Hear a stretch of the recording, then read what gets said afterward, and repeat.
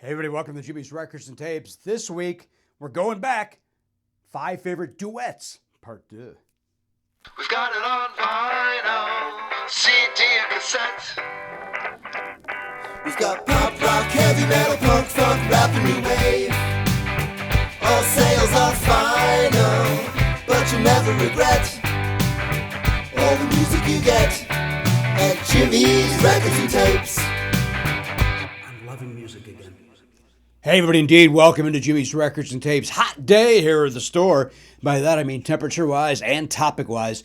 Here's what happened. When I did duets last season, people loved it. People liked the duets. Everybody had an opinion. My friend Gene Bean Baxter was angry about some of my choices, as were some other people on the internet. But the point is this, these are my favorite, right? Now these are another 5. Might be some honorable mentions. You know how I play that game for no reason whatsoever. But the point is this, more duets. I'm calling it Duets Part 2, in homage to that movie with Charlie Sheen. How's he doing? You think he's doing okay, that Charlie Sheen? He still has that anger problem that he's got, that they made a TV show about him and his mental illness. Hey, let's laugh it up, yuck it up with the Sheens. He was in a golf tournament once with Martin Sheen, as you know, and I said, is that my golf ball? And he said, it is now. Or something like that. I forget exactly what I said and what he said. Bottom line is, we're best friends now. Marty Sheen and I will go to lunch on a regular basis. I get the Reuben, and he gets a Monte Cristo. Martin Sheen loves the Monte Cristo, and why not? It's delicious. What we don't talk about is music. Marty Sheen hates music. Hates it. Doesn't even like it in his ears. Doesn't even like ambient music. Let's go to duets. Number 5. Lita Ford and Ozzy Osbourne, Close My Eyes Forever. Nice song. I mean, everybody knows the Lita Ford song where she went to a party and didn't get laid, but she got in a fight. It ain't no big thing. That's what Lita tells you. Who cares, right? You go to a party, you're looking to get a little action, but instead okay. Anyhow, that's the big hit. You think, but Close My Eyes Forever actually charted higher. Went to number 8. And great, fine song. That's a nice song. If we're doing a second group of duets, fine. Why wouldn't it make it? I, of course, met Ozzy Osbourne a couple of times. Neither time was exciting. Both of them were, hey, Ozzy, and he kept walking. That was after Jakey Lee passed out on stage, and then they canceled the end of the concert early. And luckily, I had backstage passes, and I was able to get off the floor while people wanted to throw chairs, and I believe they did. I believe there was at the UIC Pavilion, there was some sort of I don't want to say riot, that's too strong of a word, but people were mad that 2 songs weren't played.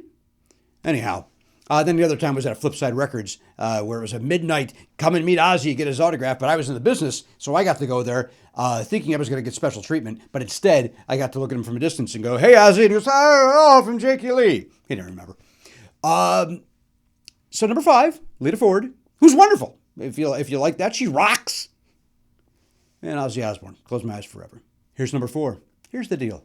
I'm at the J.C. Penney at Orland Square in Orland Park, Illinois, and I'm shopping for school clothes. That's 100% true. I was there with my mom, Elaine, and we were shopping, and all of a sudden I hear, this is 100%, I hear a song, this is 1983, and I hear a song, and I'm like, I think that's a new Chicago song. It's got to be a new Chicago song. And so I keep listening to it. It's like, that is definitely Peter Cetera, but it does not sound like Bill Champlin or Robert Lamb. So, whoa, do they got somebody new again? They love to go through members. After Terry Cat, they get Donnie Dacus and then Chris Pinnock. And then, so is that the deal? Now Champlin's out. They got this new guy with his voice. And like, what? And it was hold me till the morning comes.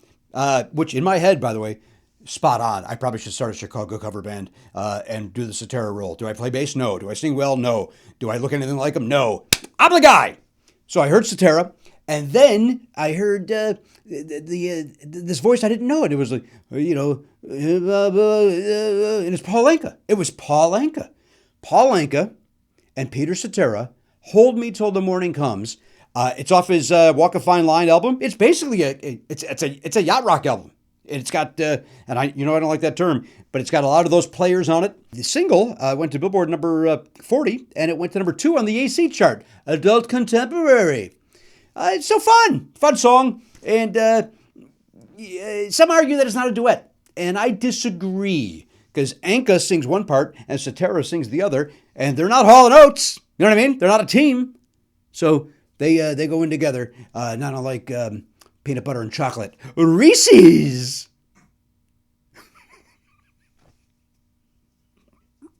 Number 3. Elton John and Kiki D. Don't Go Breaking My Heart. Now, I'll be honest. I was furious that I left this off my previous list of favorite 5 duets. I was furious. I couldn't. The second it was released, and this is where J.B. Baxter got on me.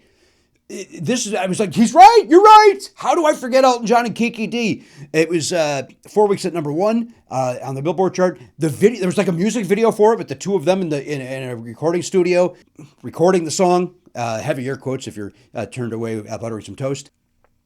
It's a great song. I loved it. It brings back nothing but memories. I bought the 45. I played that like crazy. It just reminds me of growing up in hometown, where I grew up with my great friends Chris and Paul and Ray and Mike, right, whose dad ended up being the mayor. I don't know if he was a good mayor or bad mayor. Not my business. The bottom line is I grew up in this neat little place called Hometown, and one time, and I may have shared this story with you guys elsewhere, I'm playing tennis with my friend Paul, and it's a hot summer day, and he goes, "Hey, I don't feel so hot." And I said, "Oh, okay. What should we do?" I may have said, "Let's finish the game." I may have said that, and he's like, "I don't know if I can make it." I probably went, "Well, come on, man. Let's just finish up this game or match, whatever it was." And all of a sudden, he goes, "Oh!" And as if there was a hose down his pants, spurting out brown water all over the tennis court. I've never seen anything like it. I've never, to this day, and I had a baby. I've never seen anything like this. And all over the tennis court. And I was like, what? Horrified.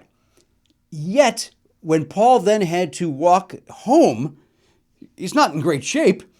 He's got to cross Southwest Highway, which included a guardrail, which went all the way around hometown, by the way, with the exception of the openings. He had to climb. So he's walking delicately and trying not to have his thighs touch, and then go over the thing. So that, for some reason, when I think of Elton John and Kiki D, Don't Go Breaking My Heart, that's the story that comes to mind.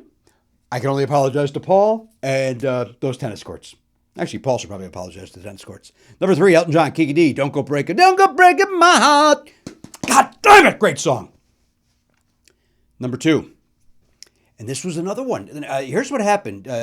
Allie and Bean, I know that I'm giving them a lot of plug here. They on their podcast, Cup of Tea and a Chat, they admitted that they stole it right from me. They decided to do their own episode of their favorite duets. And this artist was another one like, oh, how did I miss that? Bean put on Meatloaf Paradise by the Dashboard Light, which is, I think it's a great song that's been ruined by karaoke. It's great. It's undeniably great. It's great if you like that. If you like bombastic. If you don't, stinks. I like this song. I would do anything for love. I would do anything for love, but I won't do that. Oh. Sign me up. I'm in. Meatloaf cover band. I got a lot of cover bands. I'm going to do a lot. You know what? I'm going to be kind of a cover band whore. I'm going to go around, whatever band needs me, I'm in. And then we do the one rehearsal, and I'm out. Lorraine Crosby is the woman who you hear on the record, on the single, on the album. She goes by Mrs. Loud, and she got no credit whatsoever for doing this. In fact, what you're hearing was the guide vocal, because they wanted to get Cher or Pat Benatar to do that vocal. So Lorraine Crosby comes in, lays that down, and then because it was just she was paid for the guide vocal, doesn't get royalties. On maybe one of the biggest songs of the 90s, this woman gets nothing. And P.U. Loaf, how dare you treat her like that? In the video, you see a woman named Dana Patrick. And then on tour, it was Patty Russo, who has one of the greatest voices in rock and roll, in my opinion. So I was just going to say, if you ever get a chance to see Meatloaf, go to enjoy Patty Russo. But Meatloaf has passed away.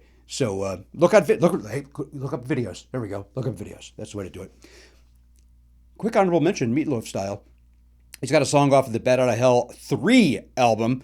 He does a duet with Jennifer Hudson called "The Future Ain't What It Used to Be," and I love J Hud, and I like Meatloaf, so that's a nice honorable mention. It might even be better than the other tune, to be honest with you. But listen, we have fun, don't we? And number 1, quick in and out here. Olivia Newton-John and John Travolta, You're the One That I Want. How sexy is that scene? The two of them, God darn it, in that movie. Fun fact, this thing went number 1 everywhere in the world with the exception of Austria, Portugal, and South Africa. Austria went to number 2, Portugal number 3, South Africa went to number 2. But everywhere else it went to number 1. And why not? It's great. It's fun. It's poppy. It's sexy. You know what I want? What do I want? Then they get in that car. They go off. Done.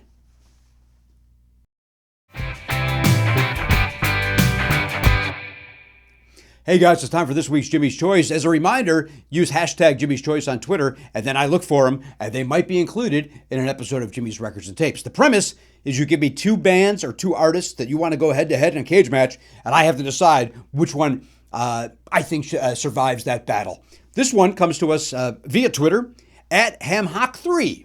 At Hamhock3, he says Murray Head or Felco? Felco.